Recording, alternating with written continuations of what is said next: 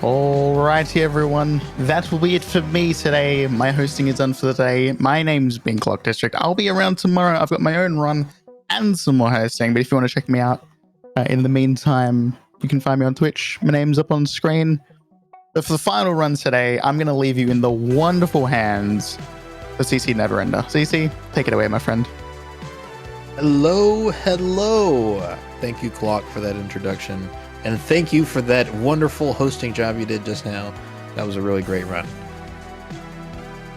All right. Hello, everyone. Iris, Shuli, Clock, Grace, everybody in chat. Solarium, I see you all.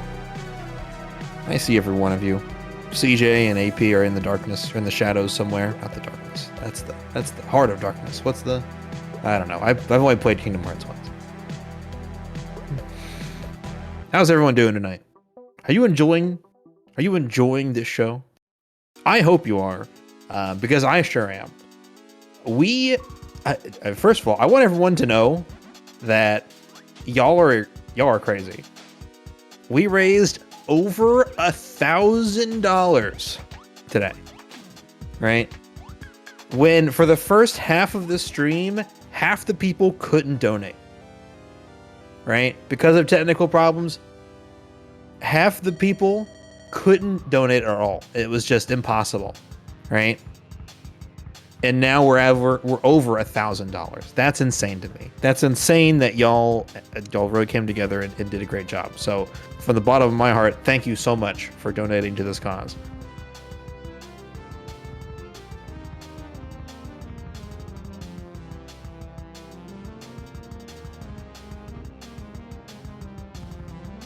All right, after this we have, or I guess I should say up next, not after this, up next is the last run of the day.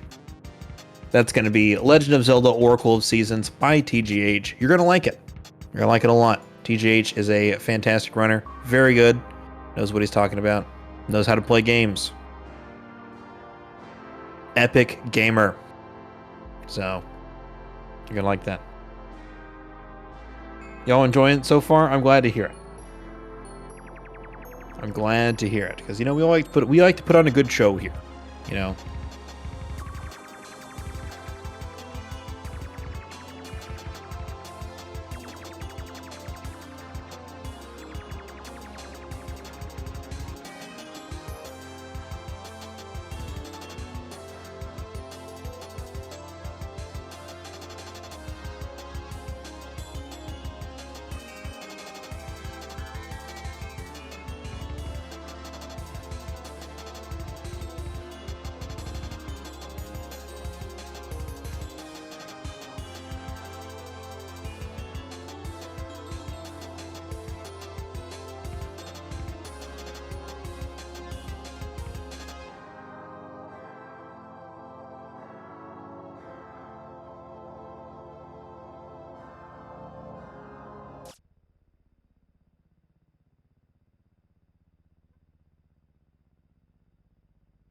I think we're still going.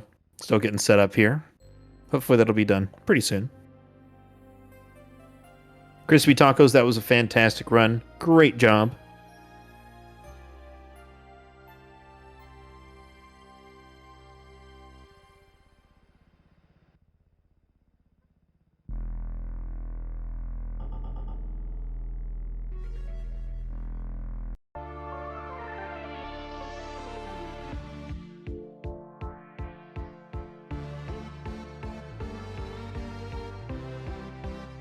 Yeah, that crash was something else. Who has the clip? Somebody post the clip.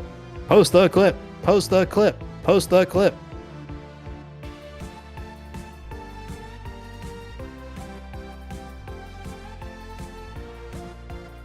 Clocky has it. That's right. Clocky, get on it. Get on it. Post that clip. Yes, fantastic run. You know what's funny is that in every single speedrunning marathon, you always have people who are all like, "Wow, it took me like a month to beat this game, and you're beating it in 2 hours, right?" I did have that exact feeling though, right? When I played Kingdom Hearts, actually I finished playing it like last month, right? I played it on stream for the first time, And man, it took like a week and a half. It took a long time. I think I was at like 40 hours or something. It was a long time. You know? And then Crispy over here is fighting Hook right at 2 hours or something. And I'm like, goodness gracious.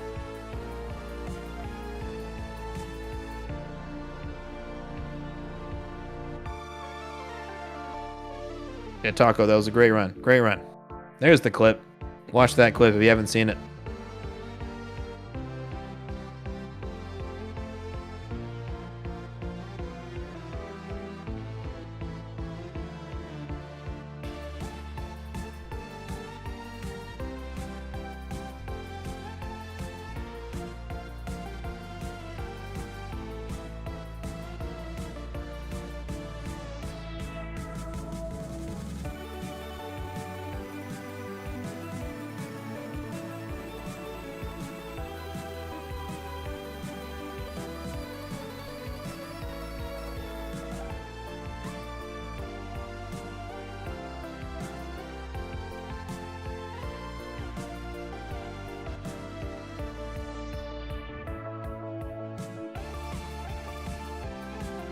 All right, folks, looks like we are ready to go. So strap in, get settled in, get your snack, and we'll be right back, okay?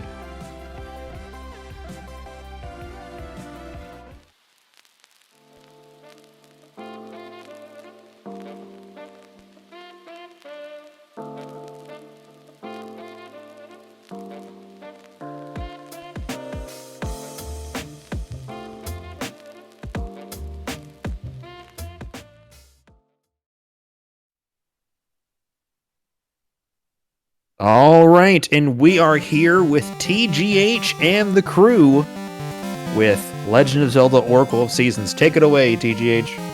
Hello, thank you. Thanks very much.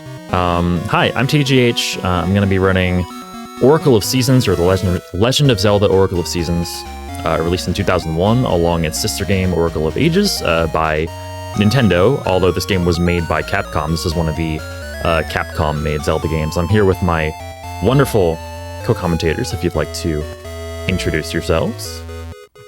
Yeah. Probably not. I mean, no, I'm sorry. Okay, cool. Sorry. All right. You don't have to if you don't want to. Oh, yeah, I'm Astra, Astra's Evolution. How you doing, everyone? And I'm Ice Blue. Hi. Hi. Hi. Thank you, folks. Appreciate it. Okay, so, I'm gonna get started without further ado in 5, 4, 3, 2, 1, go. Alright, so we have text speed set on the fastest setting, as well as the fact that we are playing on Japanese, which gives us the fastest text. It is pretty much the only difference between Japanese and English, at least in this game. Or Yeah, as far as functionally, this, it's about the same. yeah, as far as this run is concerned, save a lot of time with Japanese text. But basically, yeah, so Link is just kind of like, so he's transported to the land of Holodrum by the Triforce, and we have to talk to all these people, including Din as well. Din is the Oracle of Seasons. This game, as well as its counterpart game, Oracle of Ages, are pretty... They're not like... Well, this game is a little bit less strange in terms of story. It's a little bit more straightforward. Din gets kidnapped by... well, you'll see. She gets kidnapped by a walking giant traffic cone named General Onox. You'll see. And he does the most evil thing of all. Messes up the seasons. So this is Onox. He's a tornado. I don't know why he's a tornado at this point, but he just is. I mean, don't you think you'd be more afraid of a tornado than an actual person? Probably. Yeah. He should have probably just stayed a tornado. But here we have, of course, doing like Astra said, the most evil thing of all time, turning the Oracle of Seasons into a giant 5 rupee rupee. It's Ocarina of Time's favorite thing. Yeah. Or no, that'd be more of a 100 rupee in this case. Oh no, I mean if you play Zooter, then you see Yeah. more bloopies than you'll ever see in your entire life. Yeah, and then also he does the great thing of sinking a castle into the Nether realm. Yeah, we'll get more on that later. Sure. But essentially, And go ahead. He creates a climate disaster. Yep. So the seasons are out of whack, and it is our job to find the 8 essences of nature, and that is the only thing we can do to restore the seasons back to normal. Well, I would say it's probably 7 essences of nature, and then 1. Oh, and then one arguably One very True. suggestive. One very suggestive one. All right, so first order of business is going to grab our sword, which is just right here in the hero's cave.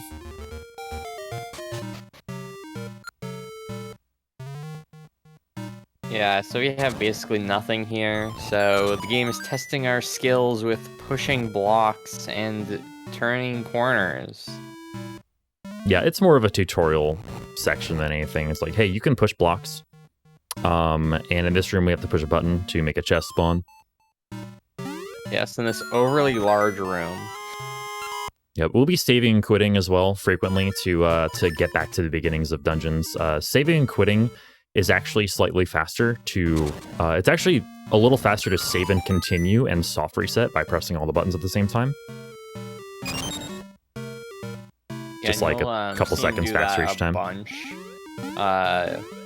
Just to get back to the beginning of dungeons or to go back to last area, you change submaps on.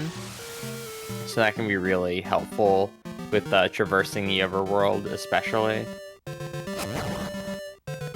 Yeah, for sure. Now, that Octorok, I didn't actually have to kill that Octorok, but I am choosing to anyway, as well as that one. He touched me, so he must die. But yeah, basically. So the first 10 or so minutes of the game, I'm actually going to be...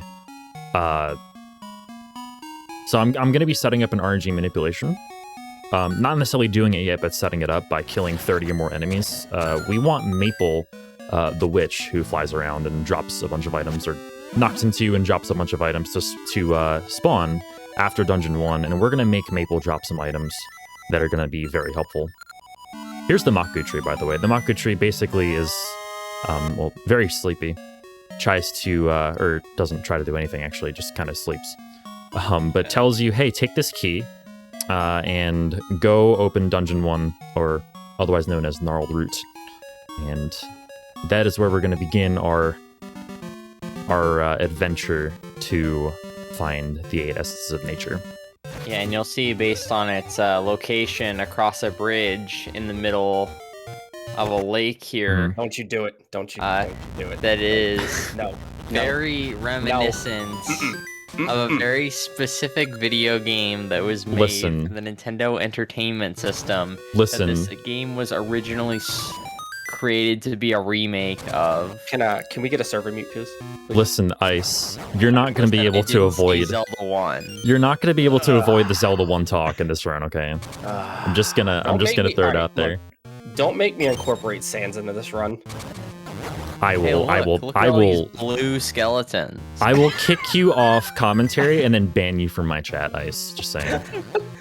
See, you say that now, Teach, but you've told me how many times that the only reason you won't ban me is because you have to remod me. That is true. That is true, yes. In this case, Anyway. laziness prevails over over the alternative here. So once again, these minecarts are really slow. Shoutouts to the Minish Cap. These minecarts are super slow, but they do allow us to kill some extra keys on the way, which does help our kill count. Basically, my biggest worry right now is actually killing enough enemies, which I'm pretty sure I'm on a good track to. Hey, also, Shadow's just a random chest with bombs in it. Yeah, pretty much. Yeah, we need those bombs actually in the room to our left to bomb the wall open to progress.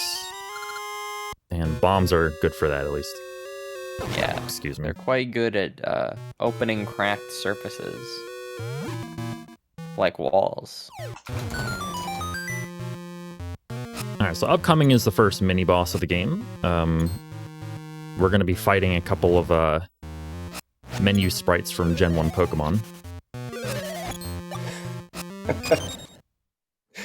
It's the first I've heard of that one. Yeah, we got Blastoise and Charizard over here. Yeah. I don't know. With how easy you took them down, I was probably just the second Evos there. Oh, maybe, yeah. Maybe it was Charmeleon. Charmeleon. Ivysaur is the best anyways, so... All right, so Fine. here's the Seed Satchel. The Seed Satchel is going to allow us to carry 5 different types of seeds. We got Ember Seeds, Pegasus Seeds, which we get later. Actually, all the rest of them we get later. We only have Ember Seeds right now.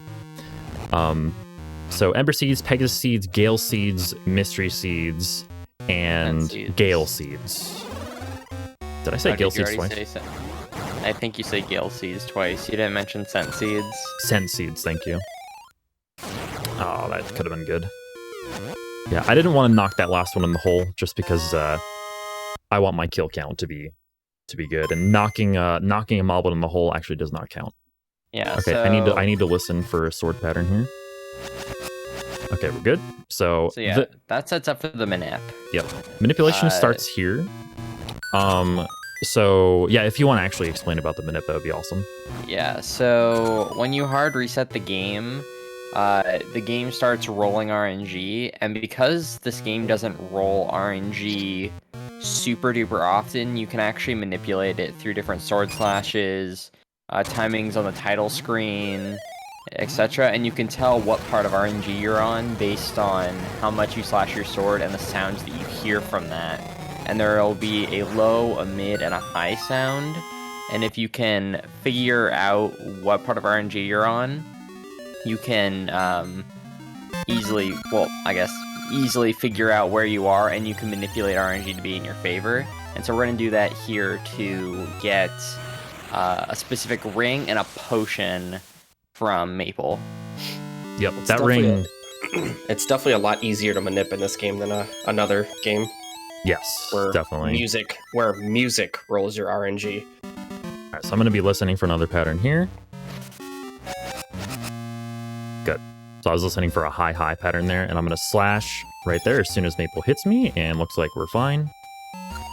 So yeah, we get a sweet potion, and we're gonna get this ring that's gonna turn into an L2, what is it, power ring? Yep, level 2 power ring, Yeah. which increases my sword's power by 1 unit, effectively doubling it until I get the noble sword later on in the We won't run. be appraising it for a little bit, but we have it, and based on just as soon as we pick it up, we don't have to worry about appraising it until we actually need it.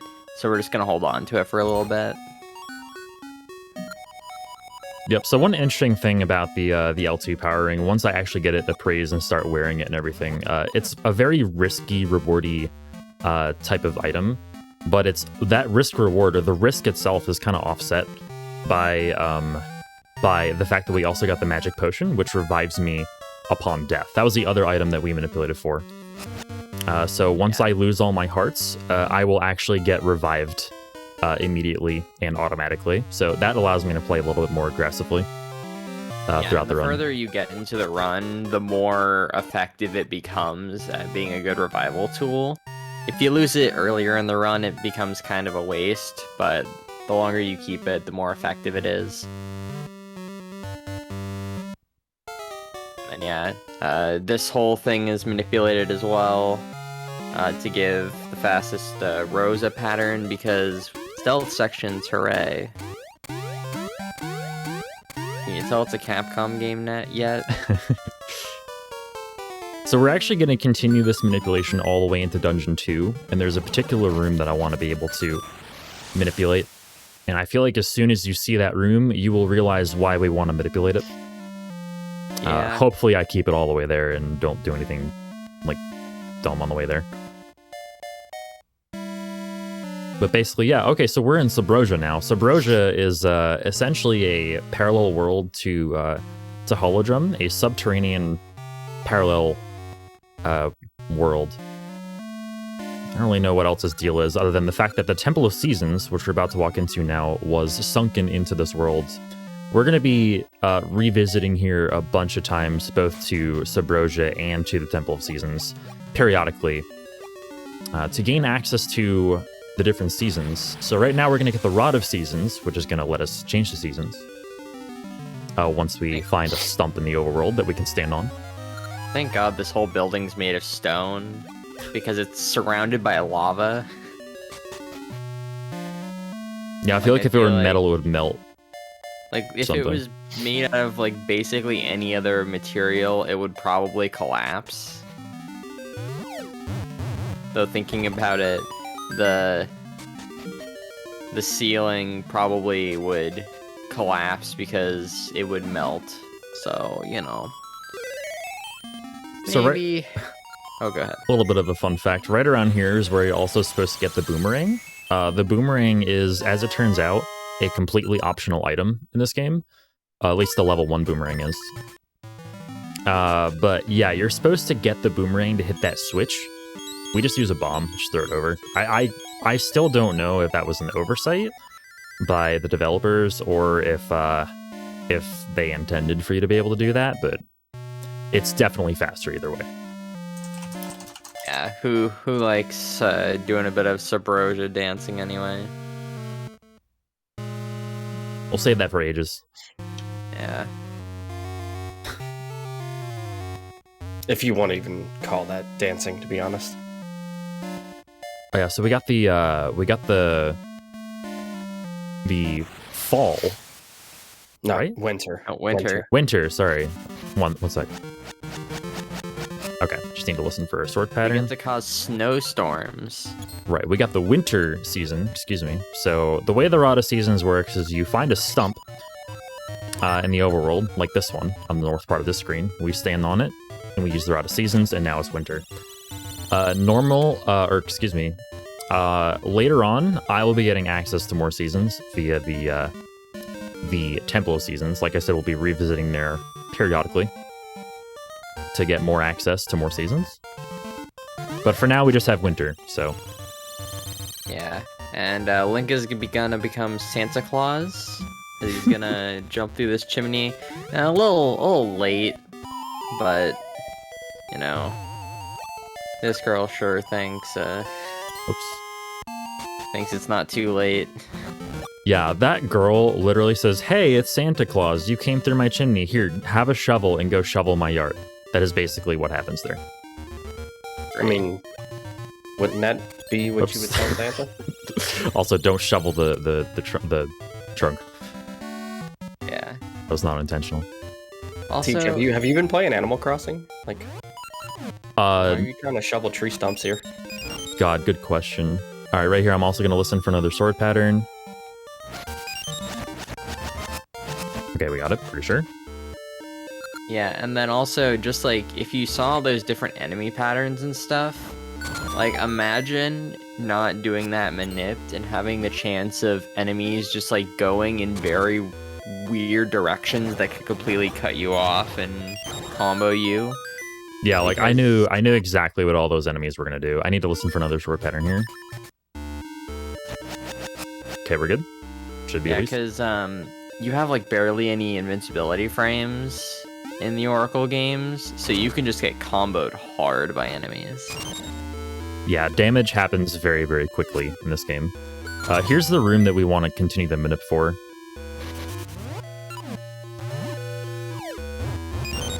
There we go. So that room did not have to go that smoothly, but it did thanks to the fact that we kept the manipulation all the way there. So Yeah, so without the manip there, that room can take anywhere between 5 seconds to like upwards to like a minute because you're gonna be throwing bombs over there trying to hit the moblins. I was gonna say about a minute because, like, honestly, I feel like I've been there for a minute before when I've missed the manip. Yeah.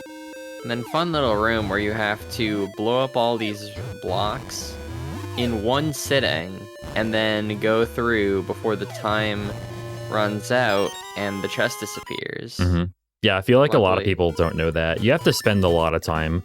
Well, where am I going? You have to spend a lot of time in that room for that to happen. But yeah, if you don't do that room in time, the chest despawns and you have to do the room all over again. For whatever reason, they thought that was a neat puzzle. So now that we're This off Keys is Manip, just- we have the best enemies in the game that are the antagonists of the manipulations. Keys. You like your RNG numbers steady? Nah, here, have a couple of keys. Yeah, not happening anymore. You could see how erratically they were moving. Yeah, they roll RNG every time they do that.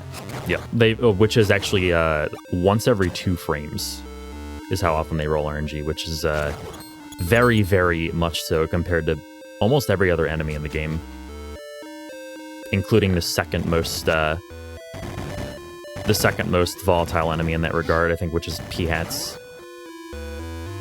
Or P-Hats and Moldorms are pretty close, actually, in terms of how often they roll RNG.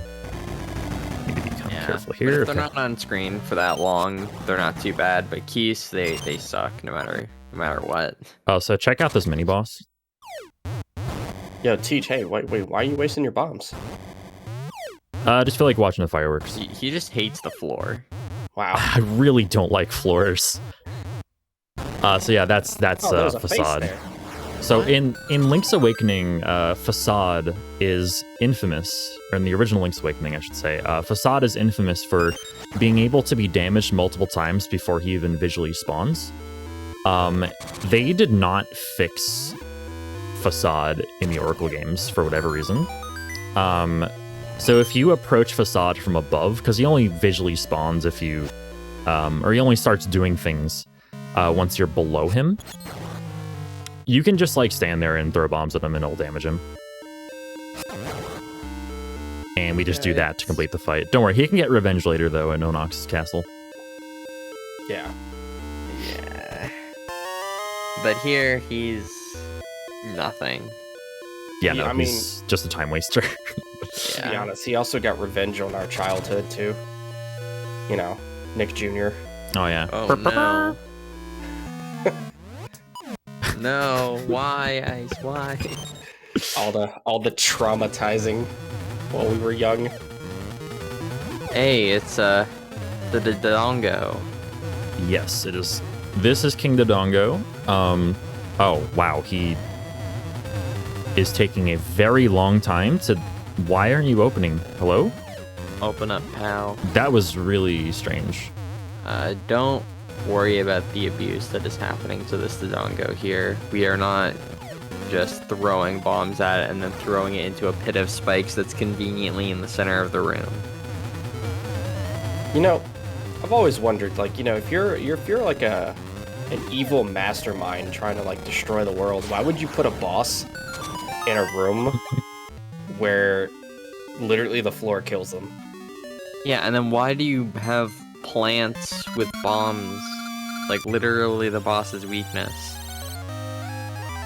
The architects of this dungeon were quite... I they think didn't have much foresight. I think these can all be answered with the answer Zelda logic. Just like nobody thinks these things through. It's like we're just gonna put this boss. Oh my god, that Wow, modeling. nice Sharp shot. sharpshooter. Wow. Wow, what an ass. Anyway. God, he did it again. Yeah, like whoever thought like to just like, oh, let's put a boss in a room where, you know, you throw bombs into the mouth and stuns them, and then you just throw them into the spikes. Genius. Oh yeah, also, we didn't mention this before, but the Rod of Seasons is basically like a sword, except it doesn't do any damage. Yeah. Yeah, so you can use it, like, here and there to just protect yourself from, Link is just grabbing onto the counter. I've actually never seen that before. Yeah. There we go. And then there That's we go, we got confirmed level 2 power ring, now that we've got it appraised. Yep, And so... now that we have it equipped, we can activate it whenever we want. Yeah, so the good thing about... Exactly. The good thing about the L2 powering is that although it is a... so I don't think I actually got to mention this, but the L2 powering also increases the amount of damage you take. I think I did mention that actually, whatever. Yeah. But yeah, you can also just take it off and put it on like whenever you want to, which is really nice. Yeah. So if like, say you have it on for an extended period of time and your health gets low and you're feeling a little nervous about it, you can always just unequip it. All right, so here we're gonna fight Blano. Shoutouts to Blano. He's Kind of a pushover. Yeah, he's pretty easy fight actually. And also that was really good. A penguin?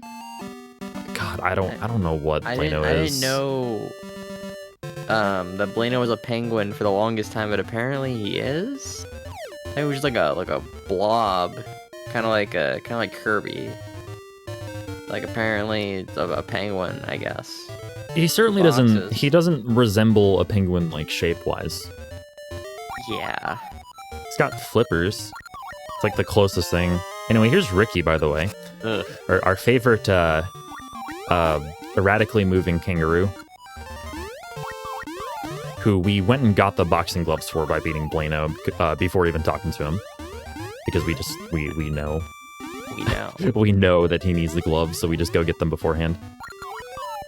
I truly do love interval jumping. It's so great. Yeah, the movement with Ricky is really wonky, but it's okay because we get to do a manipulation in a minute or two, which actually relies on Ricky's movement, because not only does Ricky hop like that, right, which messes up or doesn't like mess up your movement, but like it's really hard to control a movement with it, but each one of his hops actually rolls RNG forward once. So from here, I'm actually going to try to do a manipulation, which gets first try Star Ore Dig in Subrosia once we actually get there.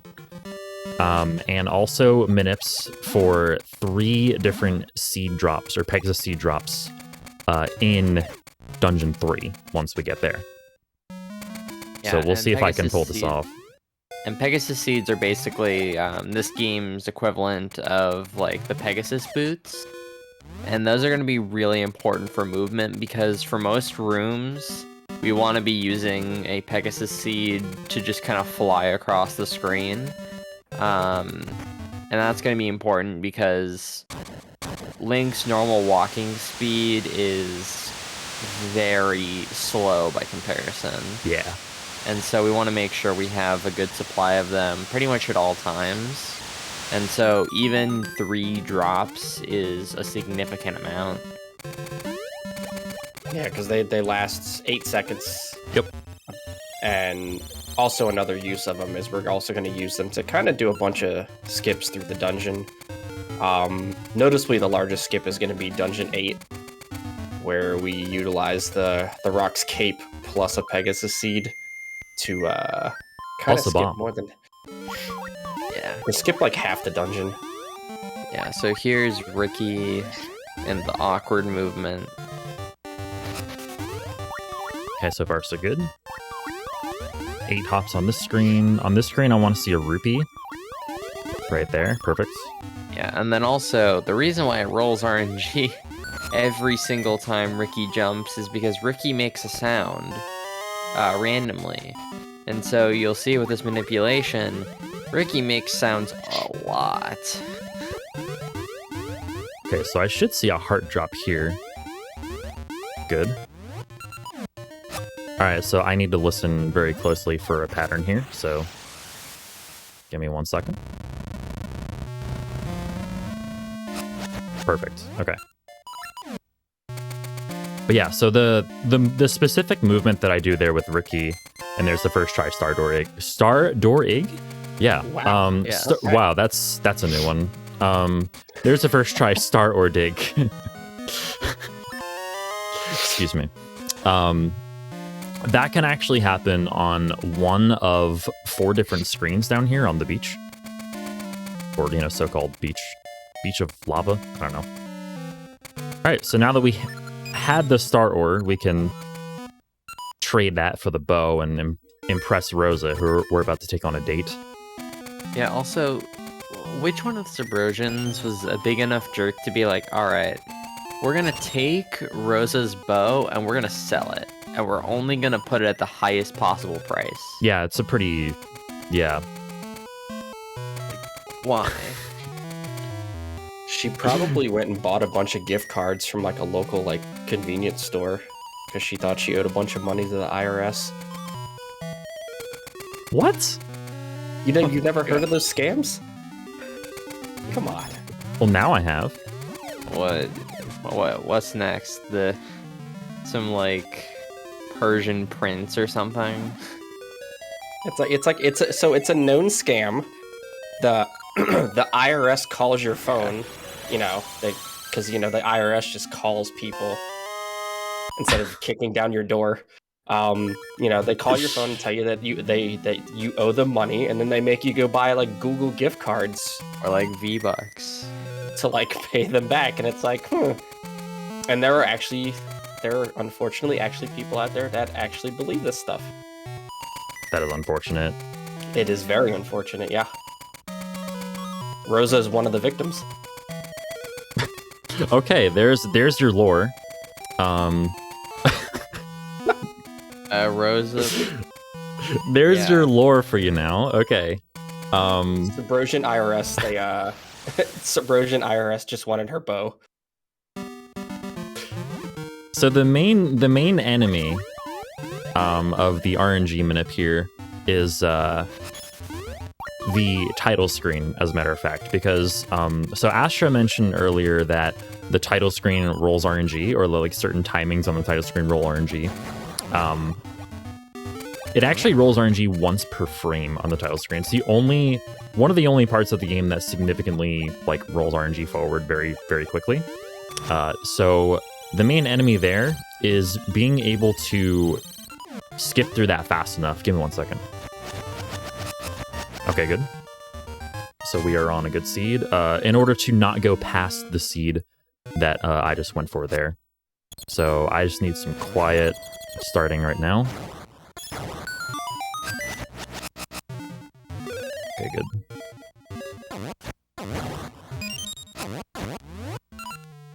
Alright. Okay, there's one, there's two.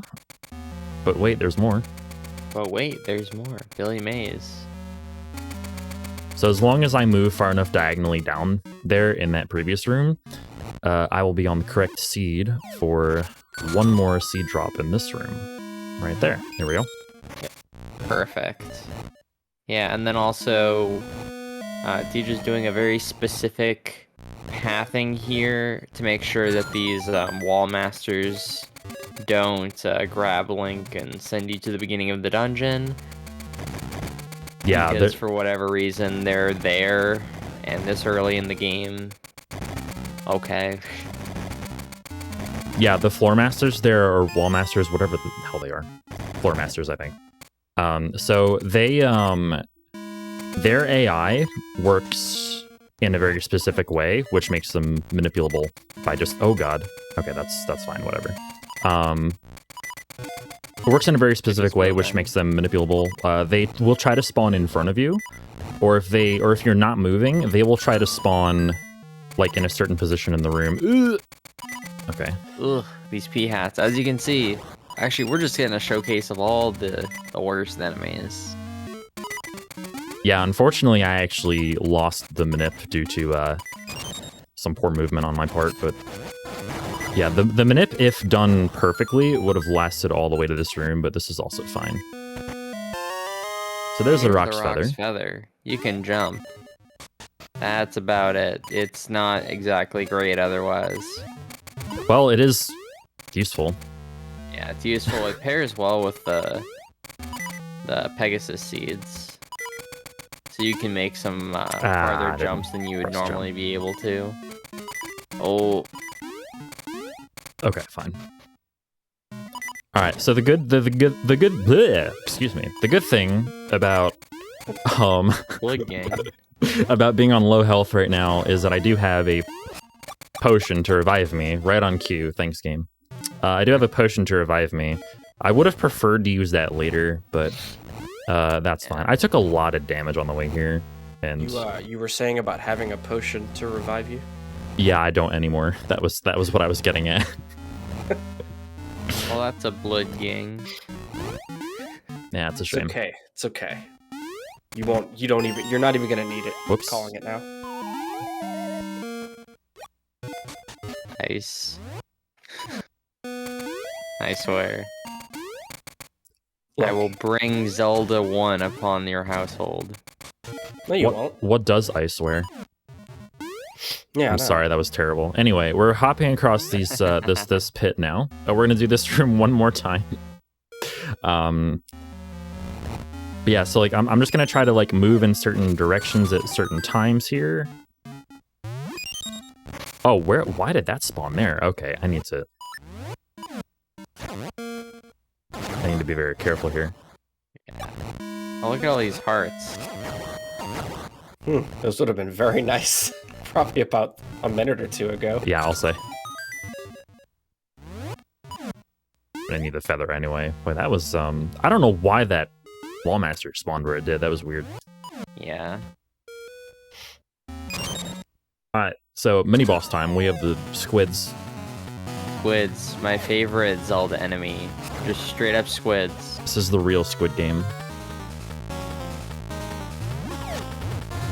You know what's weird is that these aren't even Zoras, because you actually see Zoras in Oracle of Ages. So like, these are just Squids, I guess. They exist. Clarification. Casually, you see Zoras in Oracle of Ages. In the speedrun, you don't. Truth. Very Oh, true. that is not the block I was trying to push. Not the block. I was probably a pixel high. That's fine. Well, actually, no, we see saltwater Zora later on anyways, so like, these aren't even... Those aren't even Zora. Those are the Zoras from my hometown, New Orleans. Where it's just nothing but swamps and not actual water. Those are the Zoras from Zelda 1. What game? Nothing. Oh, I missed that one. They're the ones from Zelda 2. They probably more closely resembled the Zoras from Zelda 2. Anyway, that was Mothula. That was the boss of Dungeon 3. With the L2 powering, he goes down pretty quickly. Yeah. Generally. As long as you hit him as soon as you can, always. Yeah, and Mothula actually functions as a boss fight, unlike A Link to the Past, where that fight doesn't function. Doesn't work properly. Look, it was a coding oversight with the game, okay? Sure. Enemies were programmed to take 0 damage on a spike. Yeah. And For some reason. Damage And classes. And it just so happens that they put spikes in Mothula's room. Just so Whoops. happens. Whoops. Whoops. Alright, so we make a little bit of a pit stop there to get more Pegasus Seeds, and you'll start to notice now, periodically, I will be equipping and unequipping my ring. Like right now, I'm not going to be actually attacking anything for several minutes, so I just take off the ring so that when I do take damage, it's not a full heart, it is a half heart instead.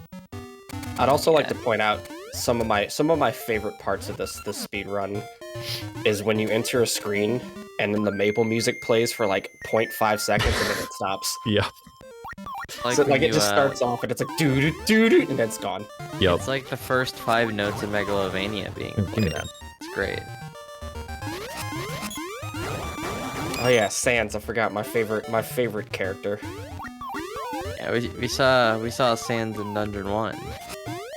Those blue skeletons. Well, if you didn't get enough Ricky movement earlier, we have your fix now. Yeah. On the way to Sunken Village.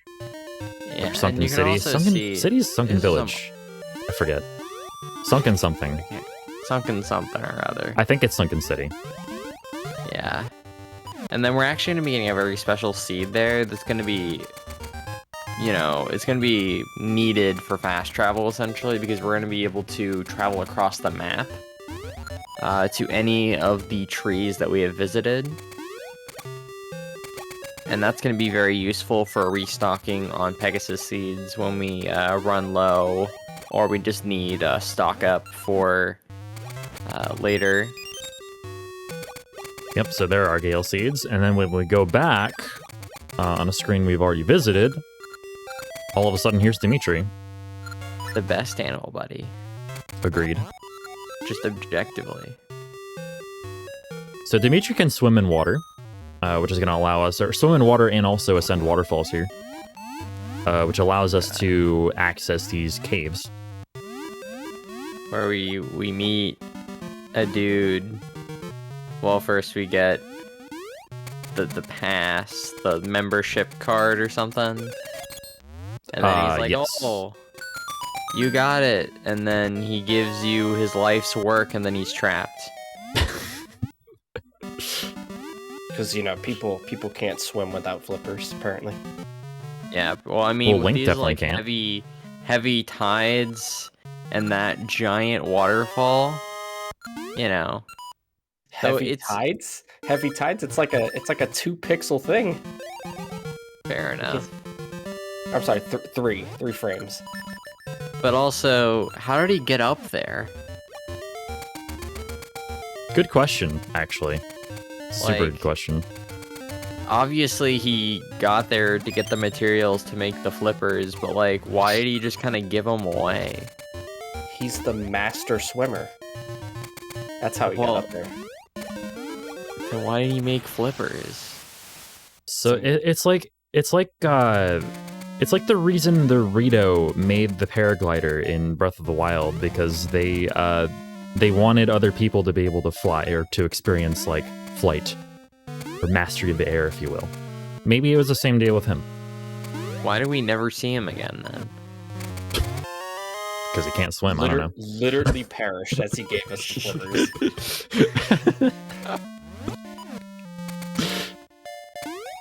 Didn't even get a second breath. It was just like the moment he handed over the flippers, it was just instant skeleton. And then it was Papyrus. Oh, of course. So anyway, how many Undertale character mentions are you up to now, Ice? Like 3, 4? Oh, we didn't even bring up Undyne when we were talking about the fish.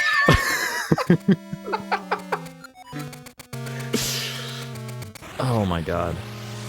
You know what I think I'm gonna do? I'm gonna go and I'm gonna record the fish fight in D3, and I'm just gonna put battle against a true hero. Oh, please, God. Please do. Please do. All right, so just a bit of a catch up. We went and got the bomb flower from the southern part of Subrosia in order to blow up the debris that was in front of getting this particular season, which is fall. Now we have fall. Did y'all know that equipping a crown to a bomb makes the explosion like 10 times more powerful? Apparently. And apparently it was, it grew underground around a bunch of lava that could very likely ignite it. Kind of dangerous. Sounds dangerous. So somehow it didn't ignite at all. So yeah, first pit stop to get some more Pegasus Seeds. Mm-hmm. That's gonna be happening a lot. Pretty much like in between every dungeon. We're gonna use a Gale Seed and then grab some Pegasus Seeds, then go to our next destination. Yep. Okay, all right. Rinse, repeat. I have a question for chat here. Favorite dungeon theme in Oracle of Seasons, and why is it Unicorn's Cave?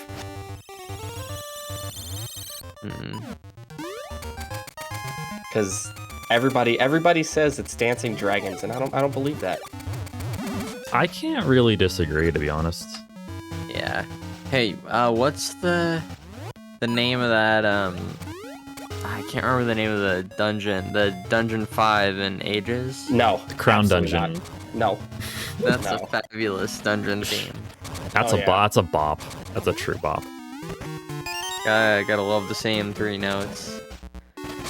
Yeah, I mean the dungeon sounds literally like the magnetized gloves. Except the magnet gloves aren't in that dungeon.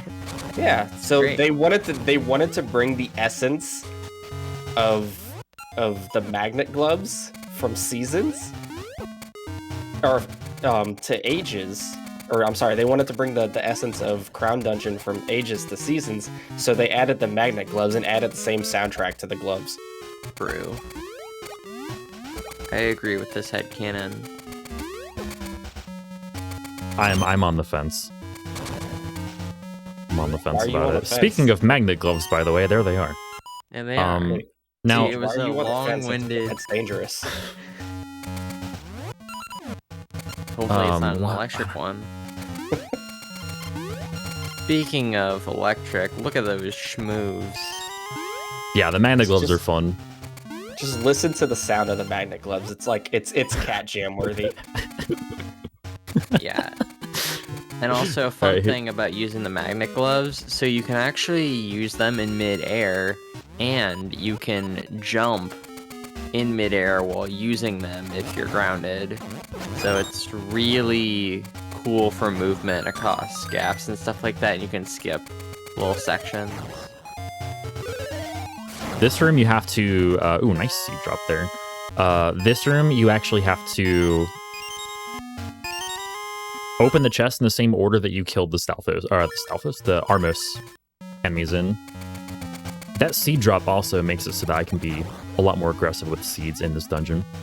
So that's really good. You might be wondering, by the way, why we're doing Dungeon 5 before Dungeon 4, because we haven't touched Dungeon 4 yet, speaking of Dancing Dragon. Well, we we can. actually need the magnet gloves to do a certain skip before Dungeon 4, which we will Yeah. touch on after Dungeon 5. Luckily, this is the part of the game where it's a little bit more open-ended on where you can go. What am I doing?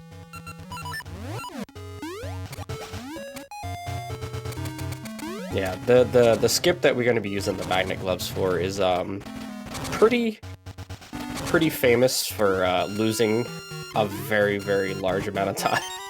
Yeah, and we'll talk more about it once we get there. But yeah, here's an example of using the magnet gloves over the air and then being able to just kind of jump out of it with some time. So it's really cool, and it's nice for making little time saves like that.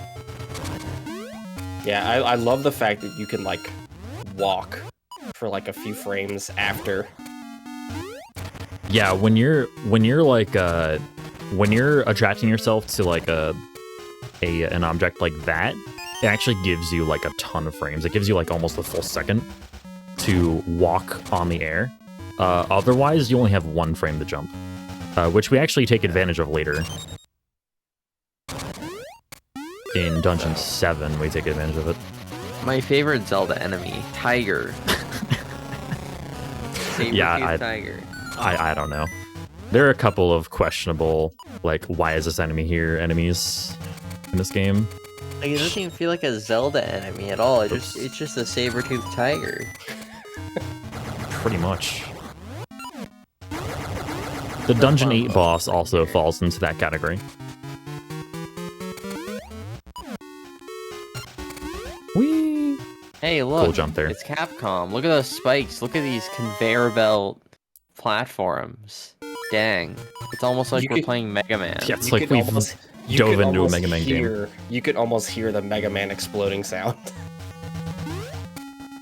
A good thing Link doesn't get one shot by spikes. So what are you trying to say? Link is better than Mega Man? Yes. Alright, so we kind of touched on this earlier, but this game was actually originally meant to be a Zelda 1 remake. With that being said, there are a lot of reimagined Zelda 1 bosses, and this is Dig Dogger. You know, Dig Dogger, the enemy that became vulnerable after you played the flute. So he's completely reimagined in this game, to the point where he's like barely recognizable. And Dogger I'm doesn't like noise, gonna be especially the patient. screeching sound of the magnet gloves. yeah, that's Dogger- actually okay. That's actually a good point, honestly. Dig Dogger hates a certain kind of music. God, I just almost 3-cycled that boss. Ideally, you want to 1-cycle Dig Dogger, but I did not. Yeah, and you'll also notice that, like, technically we can skip these heart containers, but, like, You don't want to. Very, very risky if you do. Just Especially because with the L2 ring. yeah, and stuff does so much damage already as is, and with your, like, as we mentioned before, you have, like, barely any invincibility frames, so it's very likely that you can just get comboed into oblivion and then just die. Alright, so coming up, we are immediately going to go do hide and seek skip. So, for those of you who have played this game, you probably know what we're about to skip by just the name of the skip, hide and seek skip. It is a double frame perfect trick involving the magnet gloves, a bomb boost, and picking up a rock from a hole, which you're ordinarily not able to do. So the object is to clip just enough into one of these rocks right here in order to be able to pick it up from the hole and use it for not its intended purpose. Yeah. And I'm pretty sure I got it. I did. Yeah, and this trick is Nice. double frame perfect, so that's very well done. Yeah, that was actually super good. Yeah, 'cause First you try, have to first go- try on that is actually like really good, especially for a marathon. Yeah. Yeah, because it's frame perfect for the bomb boost, and then it's frame perfect on using the magnet gloves. So, very well done there. Yep, that is one of 2 double frame perfect tricks in this run. Ah, The other one being Well, near the very end of the run in Dungeon 8. yeah, we'll go over what that is when we get to Sword and Shield Dungeon. Yeah. Yeah, that hide and seek skip basically skips an entire section where you lose your feather and you have to play a little hide and seek game to get it back. Yeah, exactly. It saves. Okay, so the route overall that does that skip saves about a minute. So it's pretty substantial. Yeah. Okay, so now we're just gonna go get more Pegasus Seeds over here. And then go back to Sunken City. Where get now more we Gale go to Seeds. D4. Yep, now we're going to D4. I would like to point something out, though. So the devs of this game had a bit of a sense of humor. And in this underground, this water section right here, this 2D swimming section, there's a bit of a rude gesture in the wall and the ceiling. See if you can find it. Wow. Yeah, just an upside down, very rude gesture in that room. Anyway, moving on. Wait, it's a rude gesture? So wait, why do you like send me a daily picture of you doing that to me? Wow. That's just not true, Ice. I just don't do that. He's looking that at would be pic that would be fights. so rude of me. What's another Undertale character we can bring up? What's an Undertale character hey, that it's- flips people off? Oh hey, it's look, this is the duck that carries you over the disproportionately small gap. Oh, you mean for that? Okay, yeah. Yeah. Okay, yeah. That makes a lot of sense. Oops. I mean, yeah, sure, I guess it kind of does because it Okay. wastes your time. Here, it's time for the worst animal in the game. That's mean. It's true, but it's mean. Hey, it's the what Oops. were we saying before this? Like the raging animal. Yeah, this is the raging animal, by the way, that we were talking about earlier. Actually, no, that was actually before Yeah, before we were live. Yeah. Before we were live, the raging animal here. I figured out the other day, because I was having a lot of trouble with that particular screen right there. I figured out the other day that the amount of times you need to press A while you're in the air to float corresponds directly with the amount of hole tiles that you need to fly over. Oh wow. And that had never occurred to me for some really dumb reason. Also, nice spawn there with the tech type. Wow. Literally in the wall. Yeah. Spawns are random in this game. Like, spawn positions are, like, pretty much completely random with most enemies in this game. I'm just gonna... Oh, come on. Like that, where you have these likes and then that moblin there right next to each other. So you just get comboed into it. You can get like super trolled in this game by by spawns, particularly on that screen that I just exited. This one right here. Coming down from unlocking Dungeon 4, that moblin can be right in a position where you land, and it sucks. Oh yeah, also, but we're done seeing Moosh. Goodbye, Moosh. Thank goodness. Hey, no, here's the duck that carries you over the proportionally large gap. It's great. Alright. More white noise for you. And now let's see how hard this moblin wants to screw me. Okay, actually, the direct opposite side of the screen. That's pretty good. Perfect. Nice. Yeah, and then I don't think we mentioned this, but we now have... Whoops. I was about to say, Teach. Nobody saw that. It's fine. all 4 seasons. No one saw that. So now we can create climate chaos anywhere we want. Or, well, we can create any sort of climate chaos we want. It's great. So yeah, now we got the banging soundtrack. Second best song in the game. Okay, that works.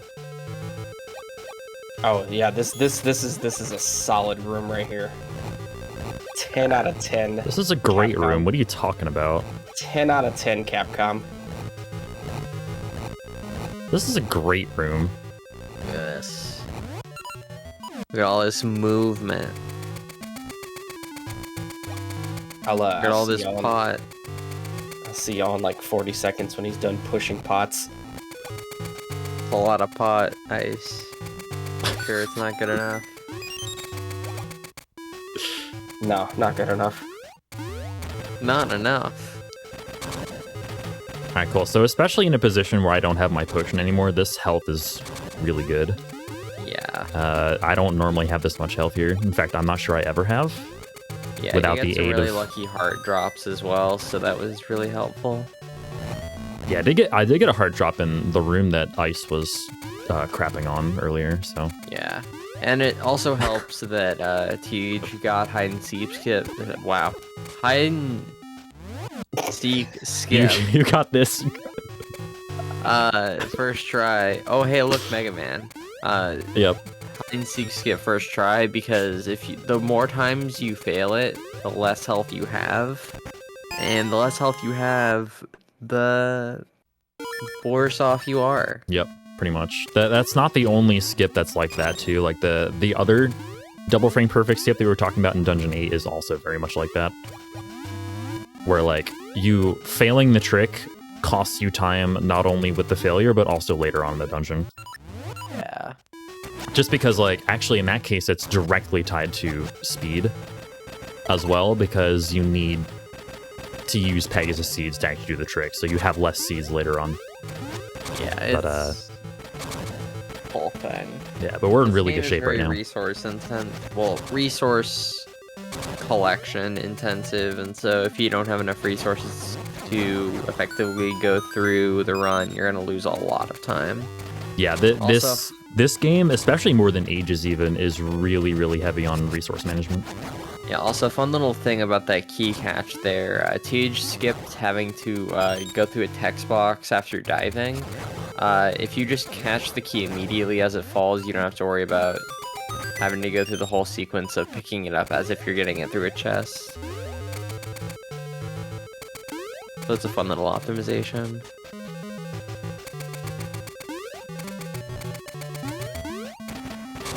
Alright, so we're almost to the mini-boss here. My favorite thing about this run is that you utilize like Pegasus Seeds, the feather jumping, as like a way to like skip things, and they teach you to do that in the actual like casual playthrough of the game. But when they made the game, they also didn't think that, oh, maybe you could make a 3-tile gap. Yeah, you can, but it's actually really it's a lot more difficult to make a 3-tile gap. It's like what, a 2-frame window, I think. I think it's either 2 or 3, depending on like subpixel. Also, hey, look, it's dollar store Aghanim. Aghanim 2.0. Got his ropes Wait. from the Dollar Tree.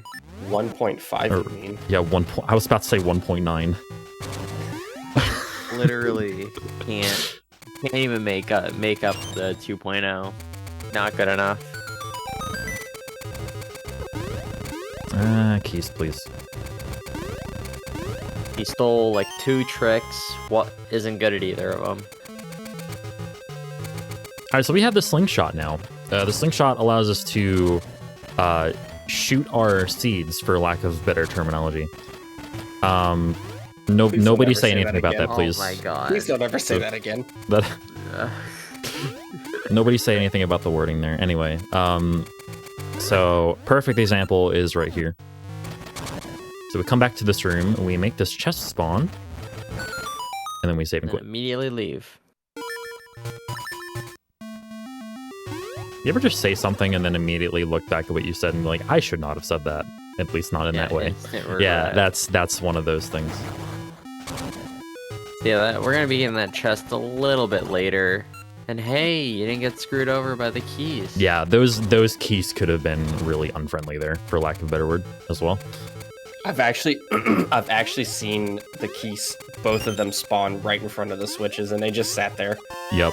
Sometimes there's just nothing you can do, but that time was okay. Yeah. Alright, so now we actually seemingly go backwards, but we're just gonna grab this chest. Yeah. And by that I mean, you know, the whole ride on the minecart. that key. Also, what's the point of this spike room To be other there. than to be annoying? That's pretty much it. Wow. So great. Yeah, now that we have the slingshot, we can just kind of fire stuff long distance and stuff like that. And we can now take the minecart into this room with these wizarobes. That was actually really Which- lucky. Yeah, that was a very solid room. And speaking of large gap jumps, Nice, there we go. So that's one of those jumps that have like a 2 or 3 frame window. yeah, so normally you'd have to fire a little ember seed at a switch and then it creates a bridge and that takes time, but we can just jump over. And then here's Goma, who grew a claw, but you can just kind of shoot into its eye, Ugh, what is ignoring that? the claw. And it brutally slams Link. Yeah, that attack does 1.5 hearts of damage even without the ring equipped. So, Yeah. yeah, but But that's that also looks like it hurts. that's the soothing rain element in under an hour. That's pretty good. That's pretty good for Oh, a very marathon, I'll nice. say. I'm just gonna go ahead and say it. That is damn good for a marathon. I am okay with this. Yeah, things are going pretty well so far. Yeah. All right, so coming up next, I actually got one of these jewels earlier in the run, but didn't mention anything because I was in the middle of a manipulation. But we have one of the 4 jewels that we need to access next part of the game that we need to access, which is Tarm Ruins. And right now we're gonna get the Pyramid Jewel. There we go. I think we already have the square jewel. Where? And I think, Um, do we have the triangle one? we just got it. We just No. got the Pyramid Jewel. Yeah. Oh, yeah. The triangle's that one, and we pick up the X and the other one coming up. Yep. Yeah. Which also, I mean, we're just basically picking up PlayStation buttons at this Yeah. point. We're going to be entering the world of God of War. Also, we Hey, got some it's the really old good. man. Oh yeah, there is the old man. It's a secret to everyone. Pay me for door repair charge. It's a secret to everyone unless you know, you don't have Dungeon 4 and 5 completed, then he doesn't give you anything. It's his insurance. Yeah, the Tarm Ruins has the best music in my opinion in either Oracle game.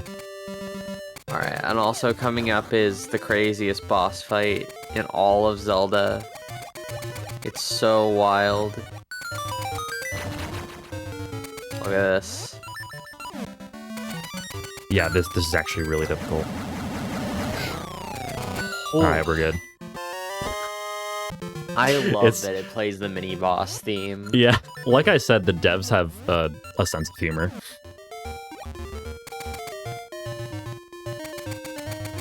So there we go, and we are entering Tarm Ruins right now. Now that we have all the jewels. So Tarm Ruins has the best like overworld kind of music. I still think Unicorn's Cave is still the best dungeon. Fair. Totally fair opinion. Yeah, so now that we've entered the world of Sony,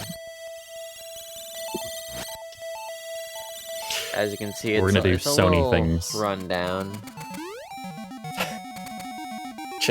Just like the the amount of PS5s they have out there. Just like the PS5s that already are out there. Is this where they've been keeping the PS5s? No, they just haven't been making them. I want a mod. Ones go. I want a mod. Your stick drift. I want a ROM hack to this game where in Dungeon 6, there's the part where you grab the rupee and then the room closes in on you, like Indiana Jones style. I want a mod where that's just a PS5. And nothing else has changed. Psych! It's just a fake. It's just a PS4 with a 5 written on it in Sharpie.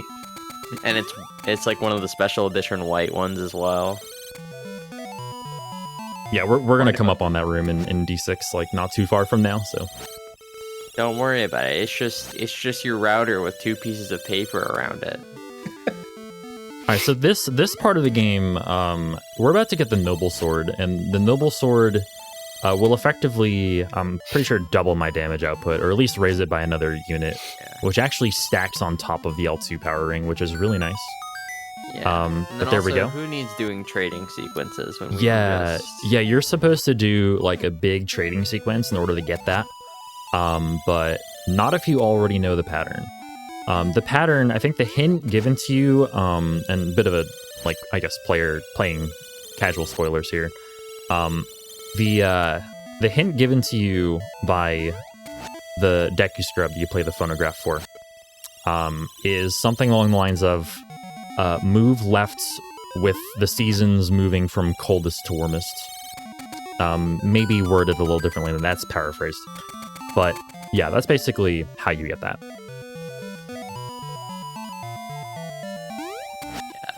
And then this ball and chain guard can be kind of... Yeah, I was about to say, this is like the worst enemy in the game right here. Yeah. Get out of here. Nope. Okay, whatever. I tried to dig him out of the way. It didn't work. Oh, that's Bush League. Wow. My Pegasus Seeds there ended so early. Also, thanks.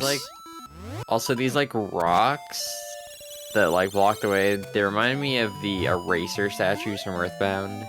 Oh yeah, a little bit actually. Alright, so here's our first encounter with one of the witches from Twinrova, who I guess are Ganondorf's or Ganon's cohorts who are trying to revive Ganon. But we don't see Ganon in this game, so that's kind of irrelevant. Anyway, but they are like behind everything that's going on, basically, is the point I'm trying to get at. Eraser is the seasons. Alright, so we're in Dungeon 6 now. These are the ancient ruins. Oh, sorry. I left the eraser in the Four-Side Museum.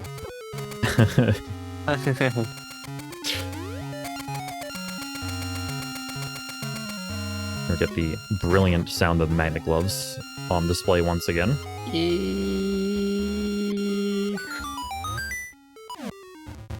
Wait, keep doing that. I was jamming. You were jamming. I can move on to the next letter. F. We got plenty of the alphabet to go. G.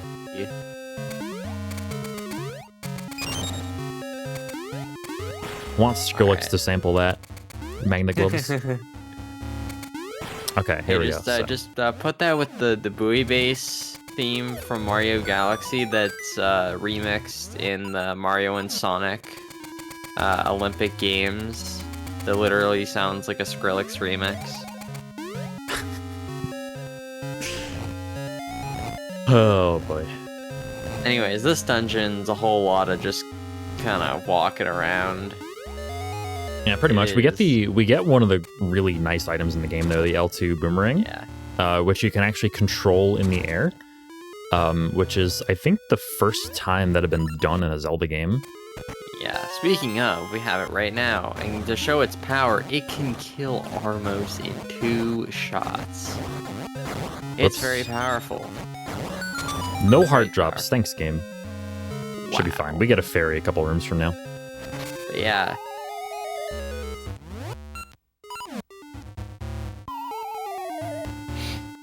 Also, this dungeon contains one of the best puzzles in the game. Well, when we get to it, you'll know. Oh yeah, my favorite puzzle. Oh yeah, that one. Yeah, I was like, wait, what? My favorite puzzle in any video game, actually. Pure RNG. Only rivaled by the Horse heads puzzle in LADX. in Oracle of Ages. It's so great. I was gonna say horse heads in LADX. Oh, true. Yeah, it's very similar to that, God. except it's less bad than that. I think even. I don't Just know. got in, but let me know when I have time to make a donation. Oh, Oh, sure, yeah. go ahead. You're good right We now. got plenty of time. We're just trying to fill at this point. I hear you. So sorry about that, y'all. The donation tracker didn't update for the last 2, so these were donated a while back and didn't notice until someone sent us a DM. So sorry, y'all. We had a $25 donation from Char Bunny. It says good luck with the run. Thank you for that. Thanks, Char. And What's then- up? And then Mash also sent $25. So, a very heartfelt message. Losing a loved one is hard. Trying to find help when you need it can be even harder. Thank you to everyone from Speed Dogs, volunteers, and runners for helping support another person in need. I feel and share this pain as I've recently found out that I will be losing my aunt, which came as quite a shock to the family. So, remember, we are raising money for Gerri, and she did lose her boyfriend recently, and they were very close. And it's a real downer, but we're trying to help her get on her feet, and this marathon is going to that. So thank you all for donating, and thank you for donating your time and effort towards this marathon. Yeah, thank y'all. Yeah, for the thanks. donations. Appreciate it. Thanks very much, y'all. Appreciate it. Stuff. All right, that's it. Resume. Okay, so this is Vire.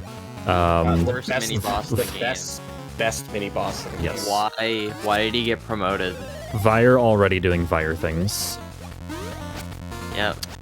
In Ages, you can manipulate this fight. In Seasons, no, you can't. You just get lucky in this game explain room. Yeah, he's actually really being mean right now too. But I can sort of. There we go. Okay, yeah. There's like a way to hit Vire when he's at the bottom of the room by timing your jump and sword slash correctly. But it's still difficult and also luck dependent to actually get a pattern like that. Yeah, it's not a fun fight, and that was a particularly not great one either. Whoops. All right, here we go. Here's the greatest puzzle in the game. Those buttons are 50-50. Wow. Done.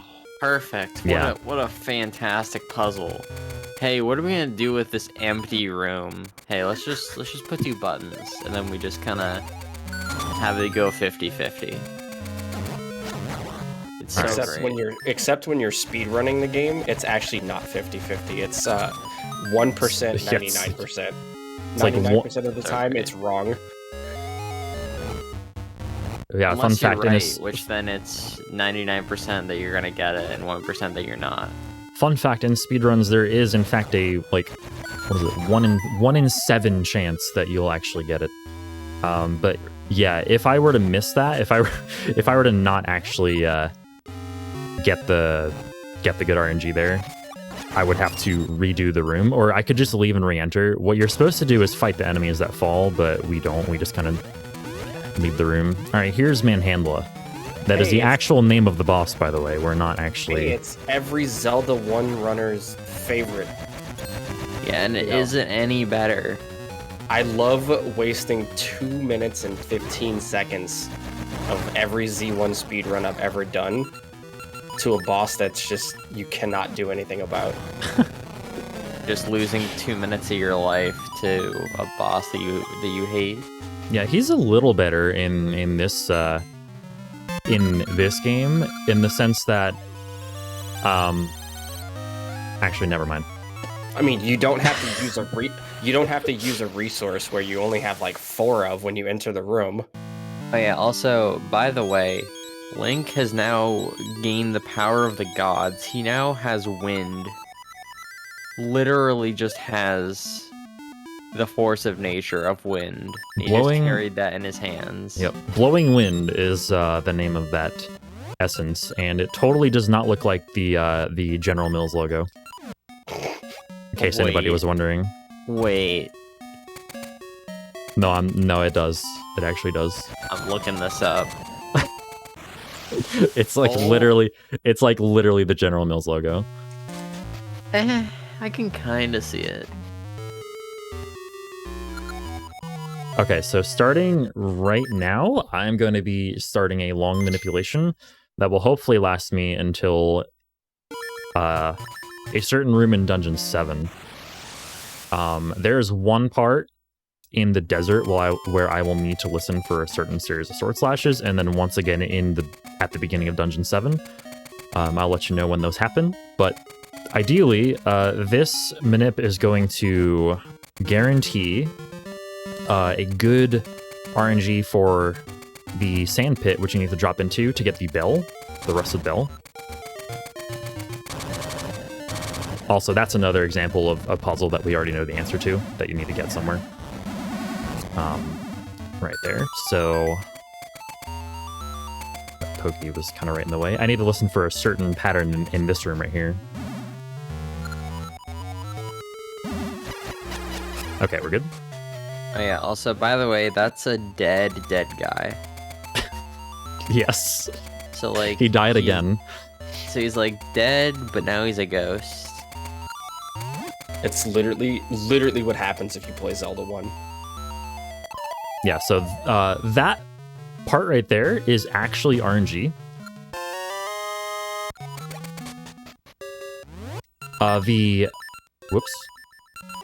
The pit that you have to fall into to get the bell is actually RNG. It's completely random. Yeah. Luckily, we manip it so we can just fall into the first available one and then get the crest, was it? The bell, the rusted bell. The rusted bell, yeah, and then we can get it. And because it's broken, they're like, oh, we can't do anything with this because it's broken, so we have to take it to some very convenient, blacksmiths in Saroja. But you don't want to ask them to do it, because if you actually ask the blacksmiths to do it, they tell you no. Yeah. So you need to be a bit forceful. Yeah, there are two options here. I need to make sure I choose the rightmost one. I was being very careful there. Yeah, if you choose the first option, you're basically asking the blacksmith to do it. But the second option is just basically like telling them to do it, and then the blacksmith's like, oh hell yeah, alright, I'll do it. Yeah, you're not allowed to be polite. Basically. Is what it is. Yeah, we want to be a little careful here with the positioning because if you are just a little too low, you will activate the hide and seek cutscene. Yep, which is still there, by the way. Yeah. Since we skipped it earlier. That'd be very bad if I hit that trigger. Yeah, and so here are the pirates. Also, Yar. do you like cat jams? Yeah, we have a lot of like downtime in playing here, so Best song in the game right here. I heard you like cat jams. You like pirates? I sure like pirates. This is basically Mario and Luigi Superstar Saga.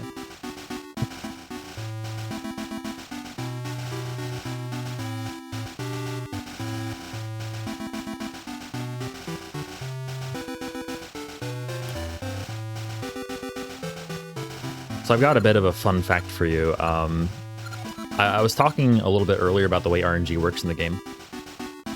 RNG on screens that shake like this actually roll twice per frame. I think it's the only situation where RNG rolls more than once per frame, other than the title screen is like the part where that happens. But RNG is actually used to determine like which direction it shakes. That plays into the manipulation that we're doing right now. So like that's accounted for essentially.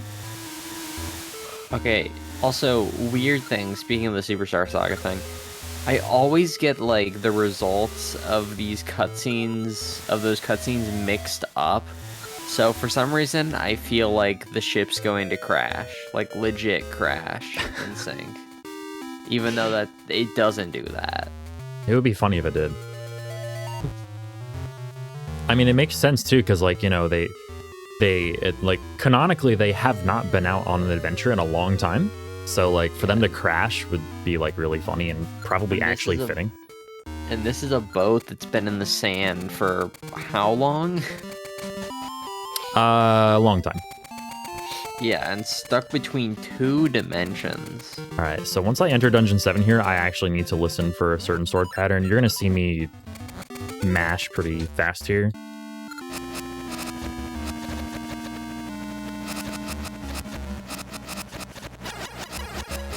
Okay, should be good. Also, I like the joke that Quo put in the chat. Very solid joke.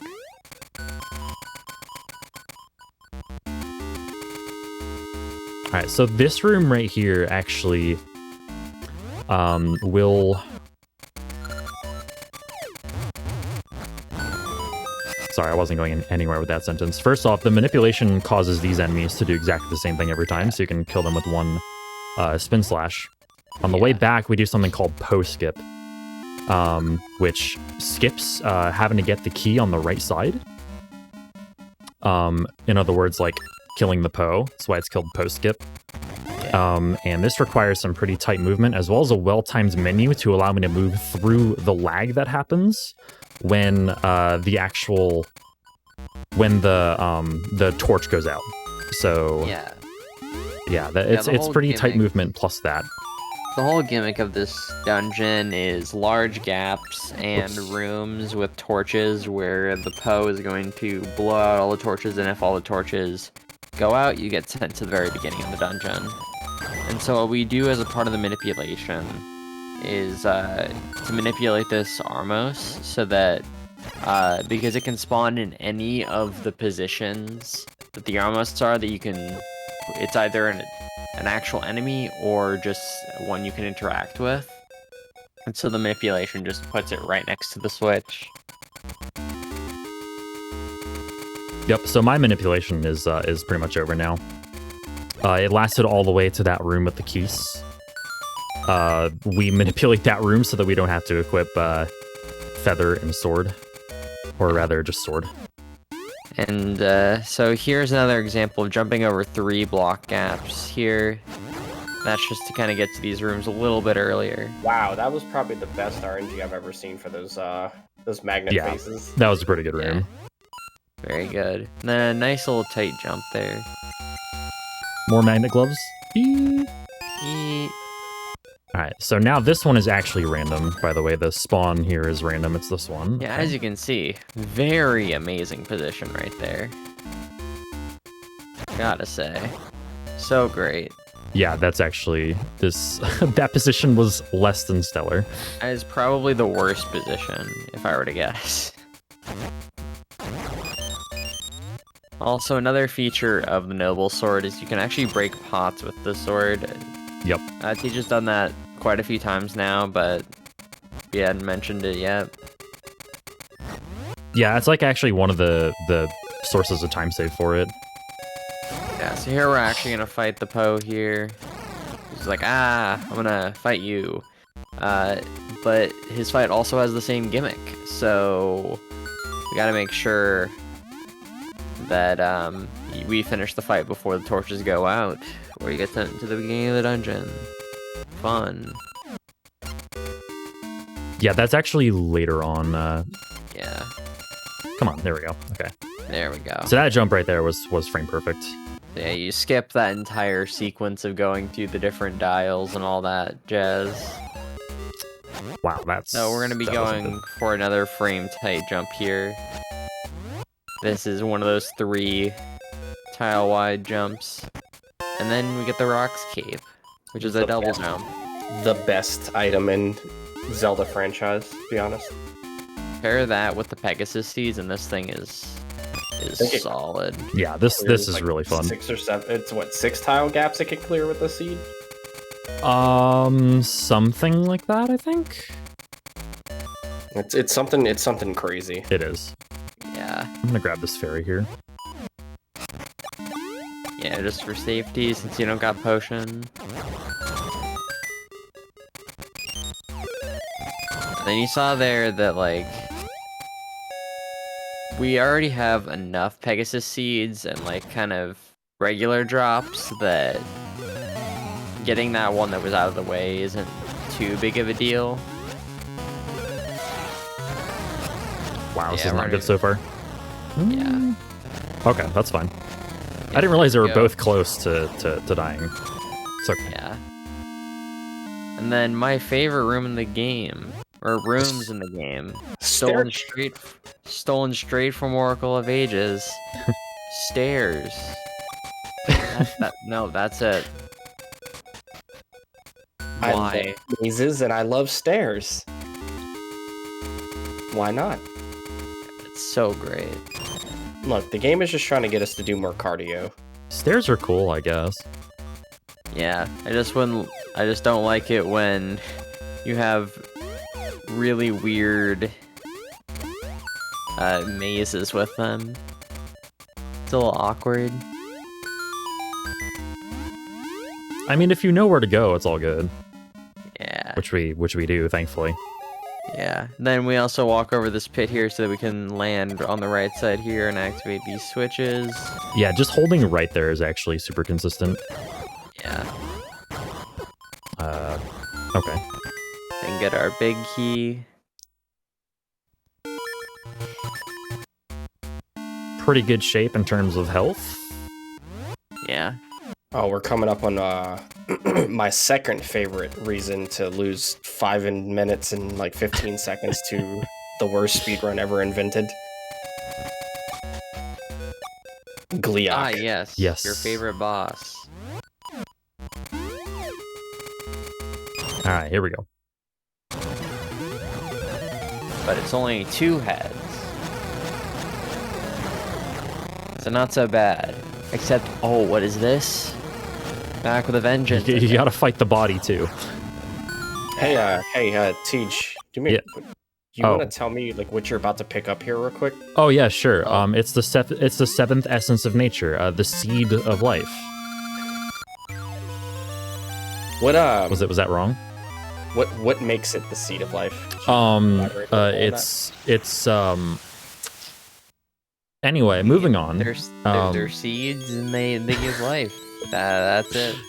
But yeah, the seventh essence of nature, the seed of life, definitely resembles another item that you can find in real life. Which I would mention what it is, but this is this is a stream where we are raising funds, so I won't say, but it's let's just say in my splits, I have the word seed in quotations for seed of life. I don't know why you. Look at these Lionels.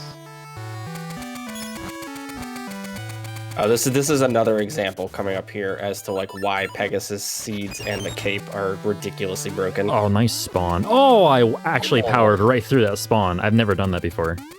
I think it also like kind of Wow. forced you forward as well, which is really nice. So casually, you're supposed to put it into fall in order to cross that section because you in fall during over pits, leaves spawn. So in order to not have to go all the way to the right to get to a I think you have to do like a couple extra sequences too, right? Yeah, there's a stump on the right that you need to go to make it fall. And then, you make it fall, and then you can go over it. But then you'd have to change the seasons again once you get over it to back to winter, just to get to the portal. Also, oh, sorry. I was gonna say but so we just skipped that by just jumping over that 6 or 7 tile gap there.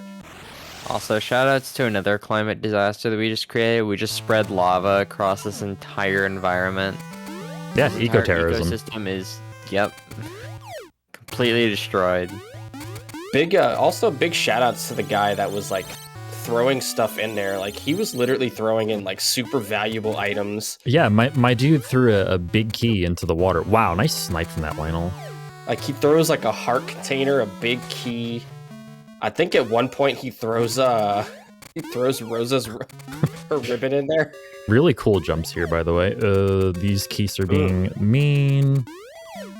All right, well, we managed anyway, but I had to stutter step there a bit. Yeah, this split is basically the cool jumps split, essentially. The mad hops.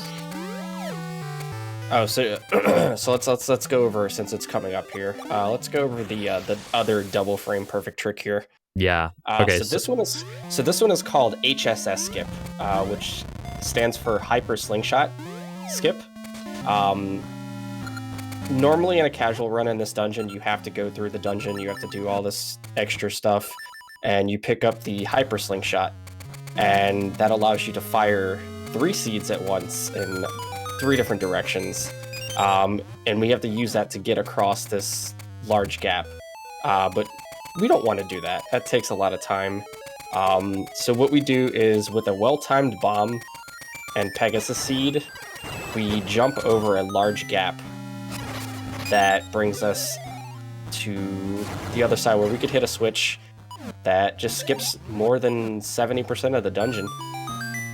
Yeah, and it has a very specific setup so that we neutralize our subpixel, and so we basically make it so we can get across the pit normally. So we fall into this pit here to standardize it, then stand on a very specific pixel to pull the bomb, and use the Pegasus Seed. Then when the bomb explodes, you pause buffer. I'm a frame late, I think. Jump. Yep. Yeah. I skipped over the frame, but the first one was perfect. Yeah. And it's a double frame perfect trick because you need to frame perfectly jump and then get the extended jump using the Rock's Cape. Should be it. There we go. Nice, very nice. Second try is very solid. Yeah, I will absolutely take that for sure. Yeah, second try HSS and first try hide and seek is very good, especially for a marathon run. So huge props to that. And then hey, it's Pole's voice. They don't like noise. So we throw tornadoes at them. Yeah. Basically. They must not like the sound of the tornado too much, as they're, being blown away by it. Yeah. But yeah, like, normally in, like, a casual run, you'd have to fight the sub-boss and do all this other stuff where you, like, have to, like, go underneath. Like, you have to go, like, into a staircase, and then, like, you have to, like, get a magnetized ball to a switch that's over lava and all that fun stuff just to get the Hyper Slingshot. We don't want to do that. It's not fun. Yeah, and then in this room with the tiles, there's different patterns or whatever, but there are like different recognizable starts that you can just see, and then you can use that as a reference to... Yeah, there are 4 different patterns. There are 4 different patterns for that room. I have names for each and every one of them. There's 3-6, 3-4, layers, and loop around, and that one was loop around, and that is, I'm pretty sure, the slowest pattern you can get. Actually, no, layers might be the slowest, but 3-6 and 3-4 are the fastest. Layers is the one that it just goes like right, left, right, left, right, left, right. Yeah. At the very beginning, it does, yeah, and then it like straightens out. Now, this health is good, but it's not perfect, obviously, because I did get second try HSS skip. So I can't sleep on this health, basically. I need to be very careful still. Yeah, because we want to keep our high damage, and enemies are already going to do a lot of damage as well. So oh god, we're playing it very risky here.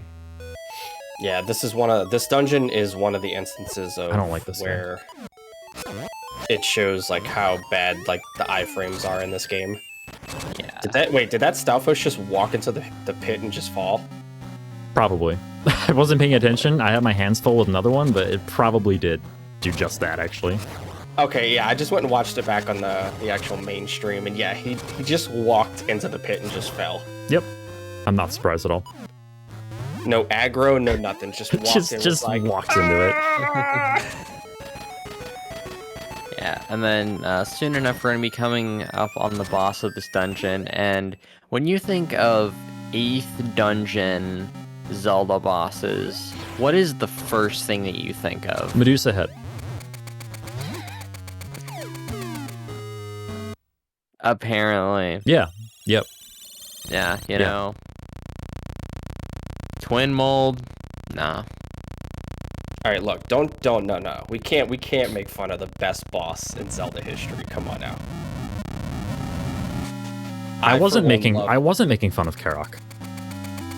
I for one actually thought Twin Mold fight in Majora's Mask was really good. Twin mold's great. Now I'm just saying, doesn't beat Medusa head. Just nothing beats Medusa head. Oh, I actually need this. Not even Twin Rova. All right, so here's the boss. Because for whatever reason, just the Medusa head is in the game. Yeah, that is honestly not even that hard of a fight either. That's the weird thing. Yeah, It was actually a really fast one. Really clean fight too. Yeah, that was very clean. And then we don't need the health for it because there's like no run remaining. Oh, there's also there are also fairy spawns in the room before we warp away, so we can just get those instead. And we really, I would like to think that I don't need. I like to think, fingers crossed, that I don't need the extra heart container there. Yeah. See, now I'm worried. Honestly, I think you made it through Sword and Shield dungeon, and that's enough to. I think you're that's right. enough for some props right there, because it is. That dungeon sucks. That It's dungeon ice physics. is it's very, very volatile. Yeah, and it's filled with ice physics. It's got Medusa head. It sucks. Zelda keeping up the tradition of the 8th dungeon before the final area being absolute trash. Shoutouts to Z1, where they just shove like 69 blue dark nuts into a room. Nice. With BMO statues and all this other fun stuff. Oh yeah. Flag of the game. Yep. Quality gameplay. Shoutouts to Blue Lagoons 1 and 2. Yeah. So now Onyx is like, oh, here he comes. And so Oh we're gonna no, take I'm a our- traffic cone. It's basically what I can translate that to.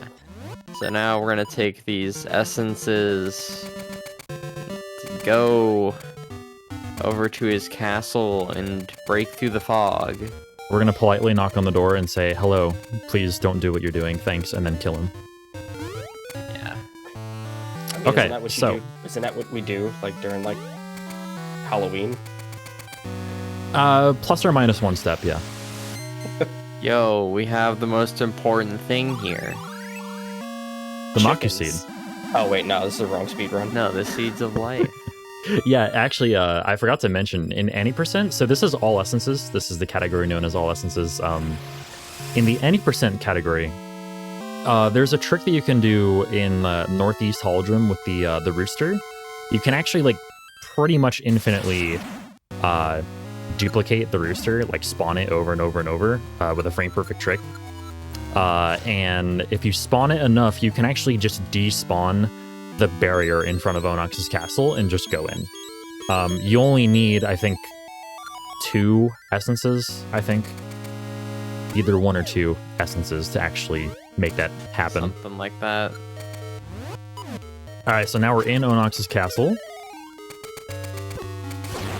Oh, that didn't hit. Oh my goodness. Yeah, I didn't get the red or the green there. You want to Yeah, there's prioritize the red and the green because they are actually on cycles, whereas the blue ones are not. Yeah. Oh, There's a manip you can do here, but it's not super essential. It's just more of like a safety thing. I should not have used that. That seed. Oh well. Yeah. All right, so here's Facade. He can troll you. Yeah. Getting See if his he wants revenge. to. Oh no, he's fine. Luckily, he's pretty consistent here. You just gotta dodge his annoying attacks. Worst case is he does his pit attack. Yeah, that's the worst one. That's the only one that actually like loses you time, like a significant amount of time. Yeah, so here's Onyx. So Yes. all right, little bit. It's on topic because of the game, but fun fact: when Tej did his casual playthrough of this game Oh my like god. last year, he spent, I think it was like almost like 45 minutes trying to figure out how to fight Odox second phase, and he was like getting angry at the fact that like he couldn't figure out what to do, and like he went through every item like twice except for the Rod of Seasons. Yep. Oh my god. Alright, So so like he's go ahead. I was gonna say if I do Yeah. this right, time will end on the 9th hit here. Yeah. 3, 4, 5, 6, 7, 8, 9. Time. Time. GG's. That's the run. And we didn't mention it here, but Onyx showing off his Sigma grind set here. Just I mean, one it's final. literally a Capcom thing. Yeah, it's Capcom. Yeah, that was actually a super solid run, like Yeah, all things very considered. solid. I got 138.12 on my end. Wow, So that's very good. A 138 is really solid. Yeah, absolutely. yeah, I will certainly take that. But thank you. Well done. Yeah, thanks very much for having us on. Of Yeah. course. It was our pleasure. Alrighty. Any final words? Any big shout outs or anything like that?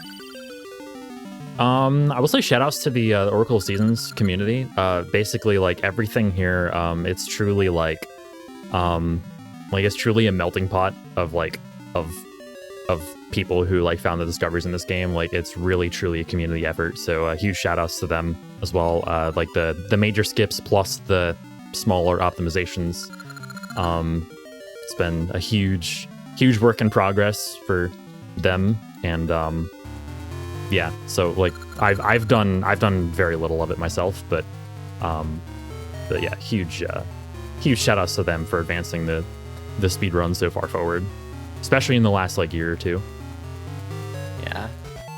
Shout outs to Astra and to Ice for commentating for the run as well. Thanks very much. Yeah, appreciate you. And shout outs to Speed Docs for hosting this event and for allowing us to be on and for accepting us. So yeah. And Thank you for donating your time and effort towards this. But we're gonna wrap it up. So let's throw it over to a little intermission real quick, and then we'll close it down for the day.